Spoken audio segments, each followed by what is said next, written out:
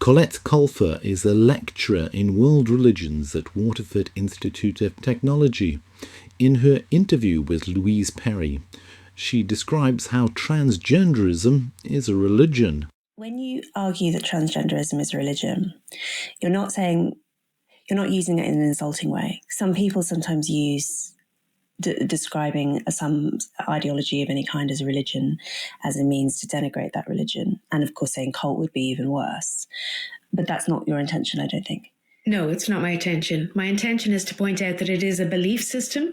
And as a belief system, and we living in a multicultural, pluralistic society, that we can accept that some people believe this, but we also must take account of people who don't.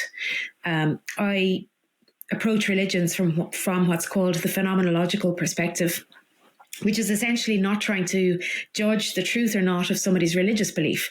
There is one phenomenologist of religion called Ninian Smart, and he puts it like that God is real for Christians, whether God exists or not. So in the same way, I think gender identity is very real for people who have gender identity. Whether gender identity is real or not is a different matter. But I just don't think everybody should be compelled to believe or, to prioritize gender identity or to display pronouns, all of the associated things that go with it.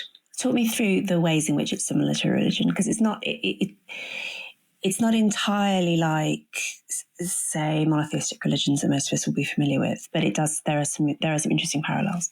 There are so many parallels, actually. I mean, there's the emotional aspects of it, there's the ethical aspects of it, and there's the intellectual aspects of it, which all have religious parallels.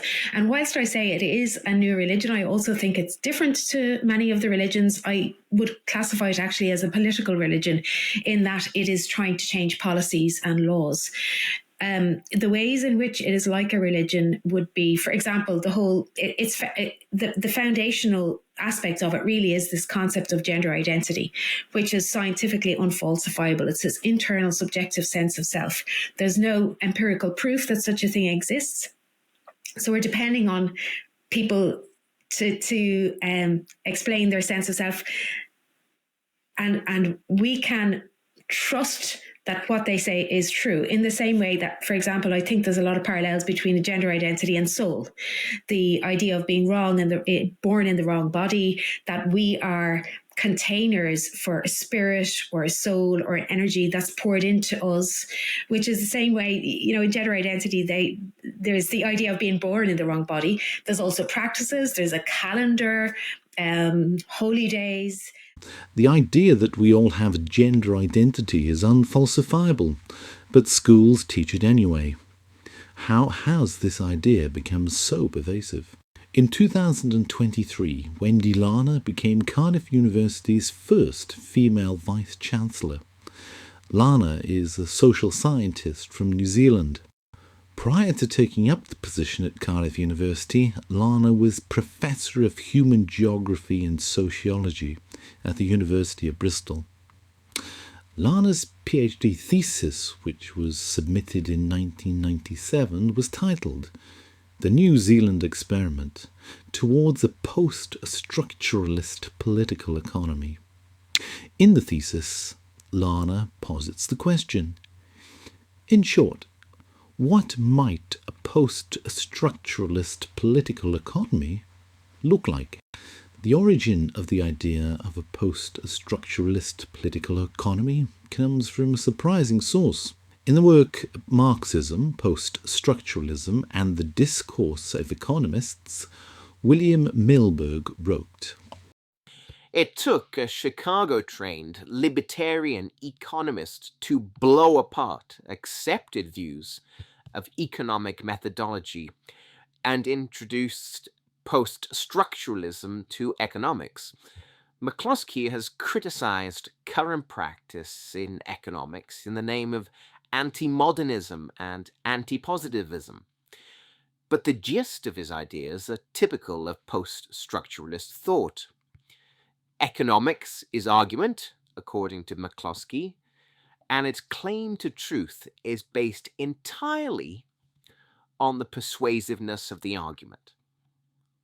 The libertarian economist who introduced post-structuralism to economics, referred to by Milberg, is Deirdre McCloskey, a very distinguished academic and trans-identified male. In an essay titled The Genealogy of Postmodernism, An Economist's Guide, McCloskey describes Plato as the first modernist. All this leads back to the earliest possible dating of the onset of modernism at old aristocratic Plato himself, 4 centuries before Christ, and therefore of an ancient postmodernism in opposition to Plato. Such a choice of origin makes modernism nearly 2.5 millennia old, and makes it identical to the philosophical always against, the parallel rhetorical tradition. The modernisms of 1910, or of the Enlightenment, or of the 17th century, were recycled Plato, attempts to get underneath merely human persuasion to the bedrock of certitude. Therefore, postmodernism, in this biggest of stories, is the denial of certitude. Plato, the system builder, detested the sophists, the lawyers and law professors of his time, and detested the democracy their talk supported.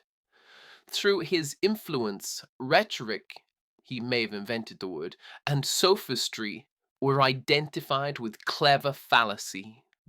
This is what is wrong with the notion that we can ascertain a truth which all must obey and forever and ever. It is right to try to persuade each other and right to ask for an audience.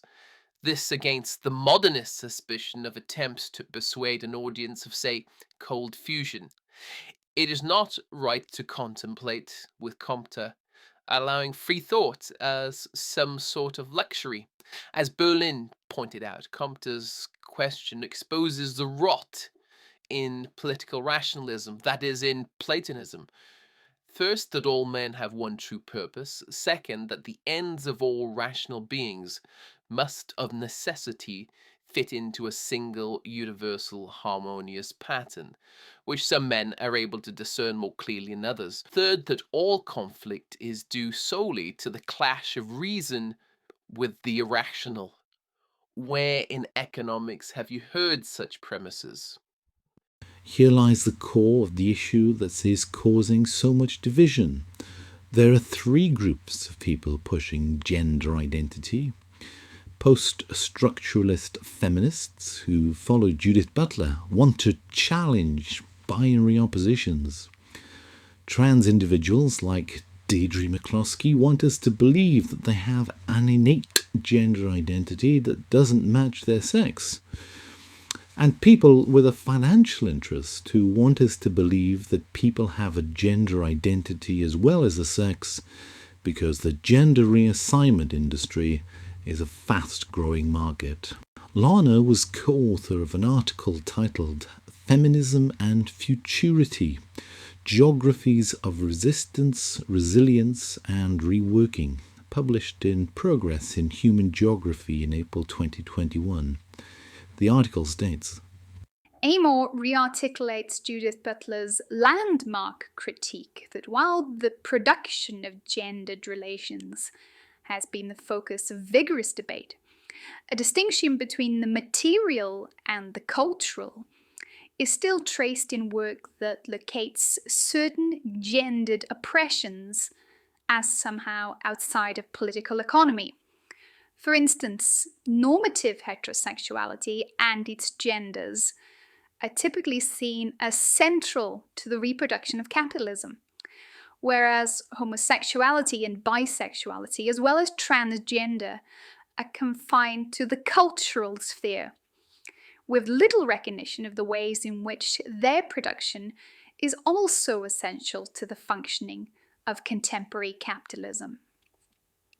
If masculinity and femininity, and relatedly the gender binary, based on the assumption that there are only 2 distinct opposite genders, are conceived in stable form, Butler argues, other modes of subordination, race and sexuality, that co-produce the modalities in and through which gender is lived, are marginalized or debased, and with them the promise of politicization that arises when one social movement comes to find its conditions of possibility in another. Building further on Butler's intervention, this article positions the transformative work of feminist and queer scholars to bring into existence things and ideas which did not exist before, as part of a prefigurative strategy that recognizes, theorizes, and supports the many ways that people around the world shape the relations of power in and through which they live their daily lives. The Global Market Insights website states, sex reassignment surgery market size was valued at $722.2 million in 2023 and is set to register growth at 11.4% compound annual growth rate from 2024 to 2032. Sex reassignment surgery, also known as gender affirmation surgery, involves procedures that help align a person's physical appearance and sexual characteristics with their gender identity. These procedures include genital surgeries, facial feminization, breast augmentation, and body contouring. The market has experienced considerable growth due to the increasing societal acceptance and awareness of transgender rights and issues. This shift has led to greater support for gender-affirming healthcare, including insurance coverage for gender reassignment procedures, thereby bolstering the market growth. Additionally, growing government support towards transgenders and the support for gender reaffirmation further propels the market growth. For instance, in 2020, the government of India framed rules to implement the Transgender Persons Protection of Rights Act 2019. These rules mandate that at least one government hospital in every state be equipped to provide free gender reassignment surgery and counseling for transgender individuals. Such support from various governments aids in surging the demand for gender reassignment surgeries, thus boosting the market growth. In 2007, the same year that Norman Spack founded the Gender Management Service Clinic at Boston's Children's Hospital, after visiting the Gender Clinic in Amsterdam, Arcus Foundation started massively funding organizations promoting trans rights demands. In 2009, the Global Action for Trans Equality was founded. A screenshot from its website in 2011 indicates that it was funded by the Arcus Foundation and the Open Society Foundations. From 2009 to 2019, Arcus Foundation donated $1,280,000 to GATE. From 2016 to 2020, the Open Society Foundations has donated $945,000. Figures before 2016 are not available. Between 2011 and 2013, it was the best funded trans organization in the world.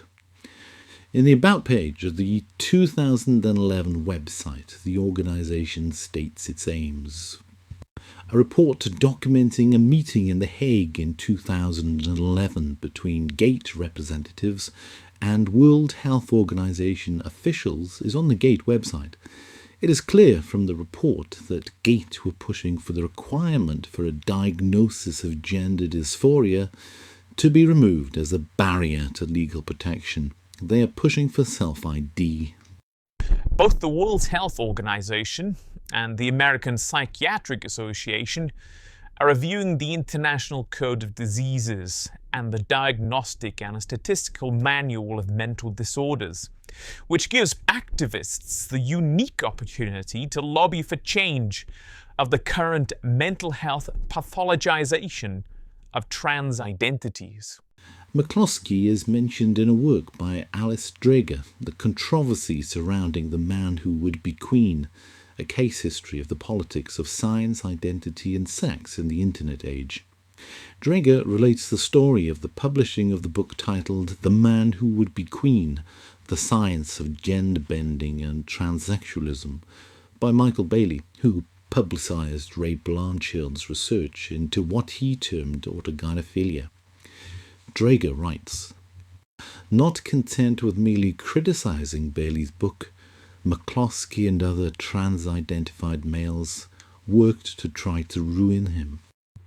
Some saw the book as especially dangerous because it claimed to be based on rigorous science, was published by an imprint of the National Academy of Sciences, and argued that male-to-female sex changes are motivated primarily by erotic interests and not by the problem of having the gender identity common to one sex in the body of the other. In 2018, Dr. Lisa Littman had a research paper published describing how there seemed to be clusters of girls suddenly identifying as trans. She named this phenomenon rapid onset gender dysphoria. It became very controversial. In 2021, the document co-produced by GATE Transgender Europe and ILGA Europe was published. All of these organisations are handsomely funded by Arcus Foundation.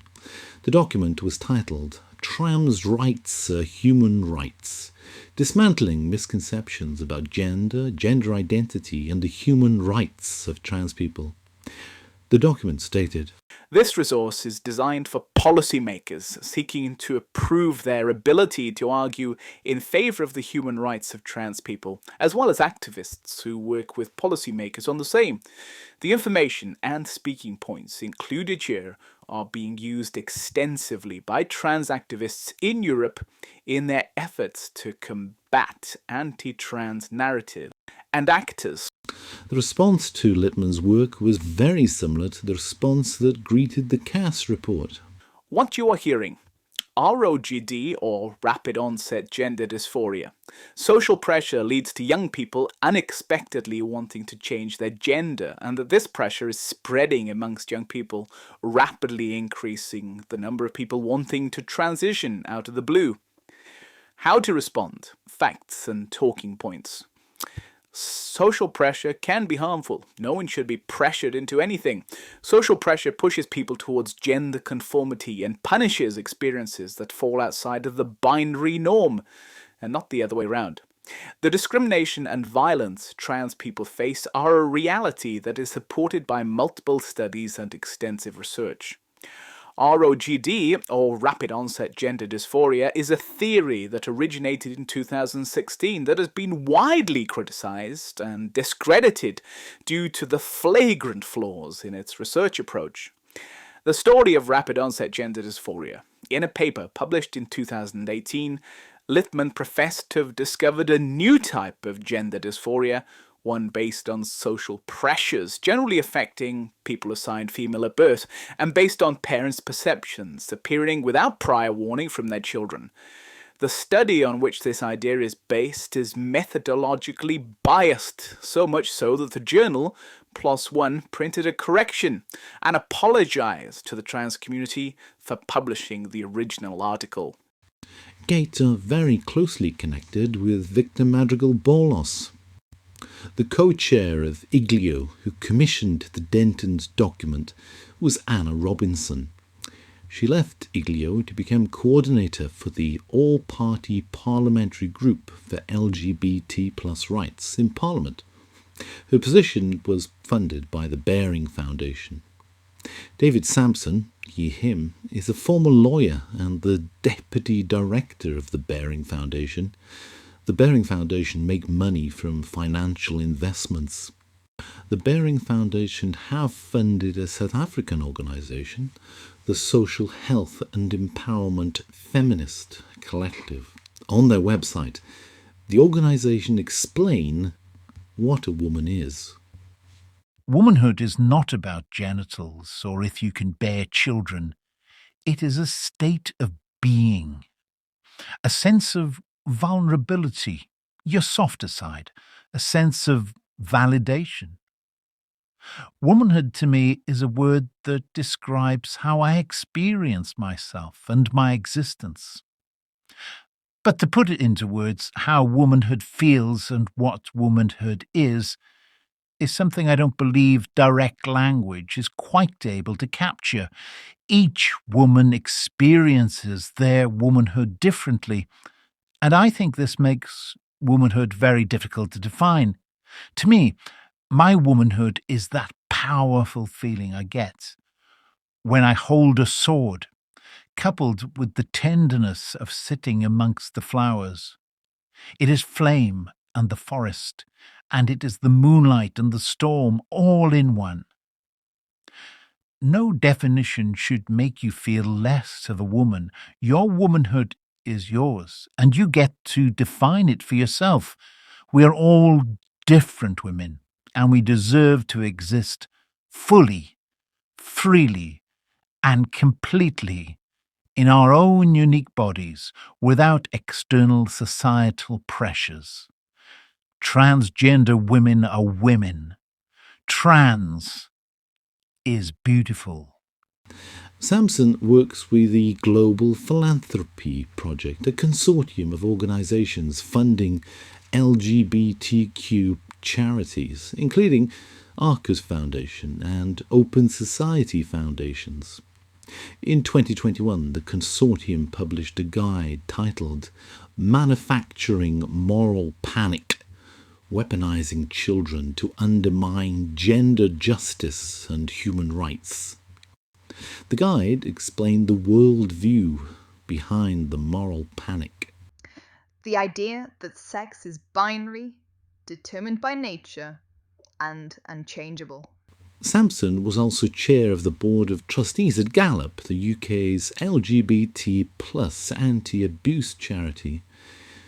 Anna Robinson, Jay Stewart from Gendered Intelligence, and Bex Stinson, who led the trans inclusion work at Stonewall between 2016 and 2019, were also trustees. The GALOP website gives a definition of transphobia. People's gender identities and expressions are naturally diverse. However, in the UK, gender is often understood to be binary. To use an analogy, instead of everyone being evenly distributed in a sea, they are randomly swept up onto two separate islands, and there's no swimming allowed in between. Each island has its own rules, or gender stereotypes, which set out how men or women should look, act, or behave. The idea that boys should like blue and enjoy aggressive, competitive activities, whilst girls should be passive and nurturing, are two examples of gender stereotypes. There is strong pressure to conform to these gender rules. Society often penalizes anyone who breaks the rules, and the penalty is even worse, particularly for those who try to leave the island which they found themselves on at birth. This is called transphobia, and transphobia is the sharp end of sexism. So transphobia is intolerance of gender diversity. It is based on the idea that there are only two sexes, male or female, which you stay in from birth. In May 2024, Eluned Morgan made a statement in the Senate about the Cass report in response to a motion brought by the Conservative Party. The LGBTQ plus action plan for Wales sets out our commitment to defend the dignity of trans and non-binary people and to deliver on our goal to make Wales the most LGBTQ plus friendly nation.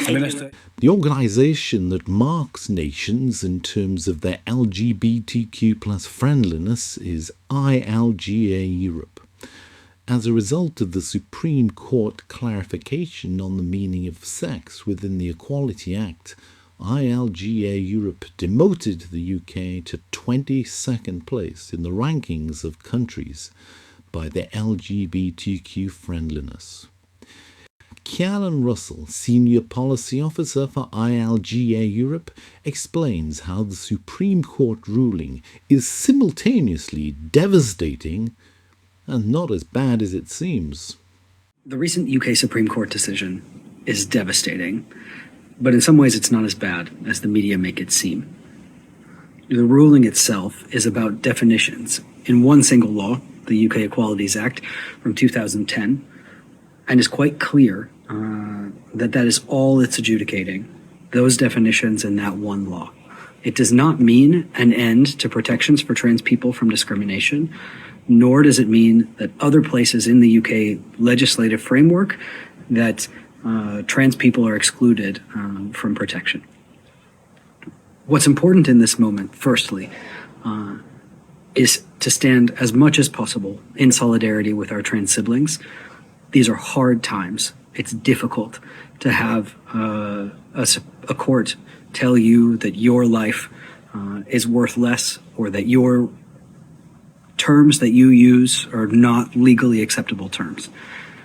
And secondly, it's absolutely crucial that politicians, governments, and institutions in Europe and around the world take a firm stand in favor of protecting the human rights of everyone, including the human rights of trans people.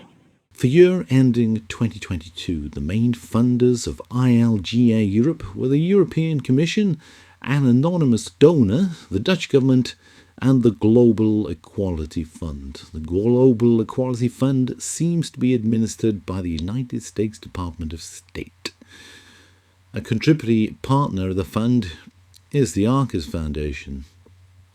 In her statement to the Senate, Eluned Morgan also stated, I think it's important we bear in mind Dr. Cass's own words, that the surrounding noise and increasingly toxic, ideological and polarised debate has made the work of the review significantly harder. In February 2025, Jane Hutt made a statement to the Senate. Lois.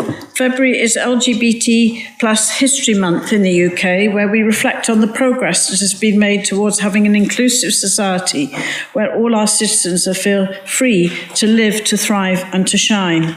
Every year there is a theme, and this year it's activism. In 2023, the LGBTQ plus action plan was praised by the UN's independent expert on sexual orientation and gender identity on its ambition to address LGBTQ plus human rights. The plan is seen as an example of good practice in human rights policy making. We've worked closely over the past year funding GALOP to ensure that advocacy work and therapeutic services are available to those within the LGBTQ plus community who have experienced harmful conversion practices and require specialist support. The Welsh Government appear to be unable to recognise an ideological belief. In the annual report produced for the year ending 2023, it was recorded that Stonewall received substantial grants from the Welsh Government, the Arts Council of Wales and the Wales Council for Voluntary Action. It also received a grant from the Wellspring Philanthropic Fund. The biggest grant was from the Global Equality Fund. On the Arcus Foundation website, there is an upload of the Stonewall Top 100 Employers for 2018. The Welsh Assembly is at number 1. Cardiff University is the top university at number 14. For those who are influenced by post-structural ideas, there's no such thing as an objective truth, just different narratives that either cement or subvert structural oppression. The influence of post-structuralist ideas is evident in the documents produced by GATE. Relevance and importance of studying the impact of anti-gender movements on trans, gender diverse and intersex communities.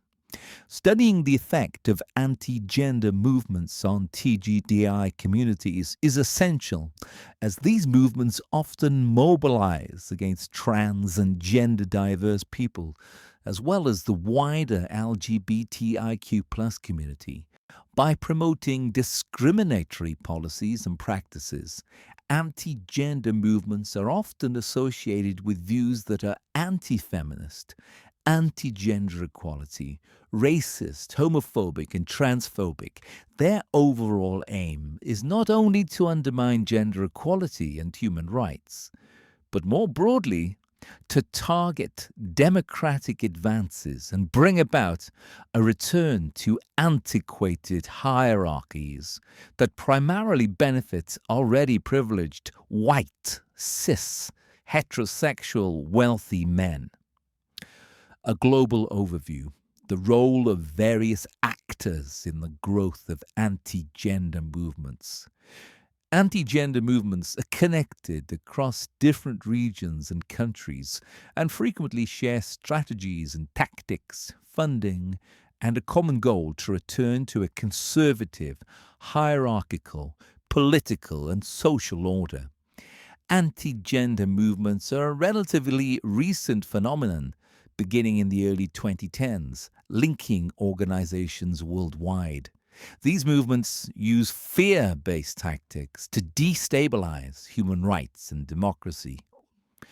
Europe, the UK, has seen an extreme increase in anti-trans activism that has influenced sentiments in the USA, Southeast Asia, and further abroad. The rise in transphobia has damaged the UK's progress towards LGBTIQ+ equality. Opposition to gender theory, questioning of traditional gender roles, and sexual and reproductive health rights education. In many countries, anti-gender actors actively oppose gender equality and diversity and argue against the idea of gender as a social construct, instead advocating for strict adherence to binary norms that propagate the idea that gender is fixed and should align with biological sex. Misinformation and disinformation are some of their most frequently used strategies. Their opposition spans from removing queer books from public libraries to protesting drag shows. Dissemination of false, misleading, and harmful information. Anti-gender movements frequently spread false and harmful information, promoting debunked claims about the supposed danger of gender-affirming healthcare, or perpetuating harmful stereotypes about trans, gender-diverse and intersex, and wider LGBTQI+ communities.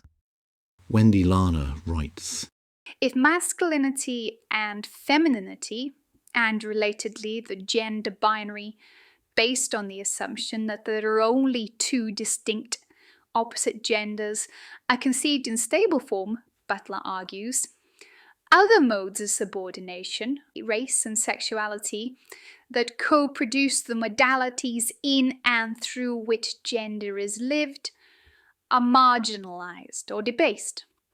And with them, the promise of politicization that arises when one social movement comes to find its conditions of possibility in another. Building further on Butler's intervention, this article positions the transformative work of feminist and queer scholars to bring into existence things and ideas which did not exist before.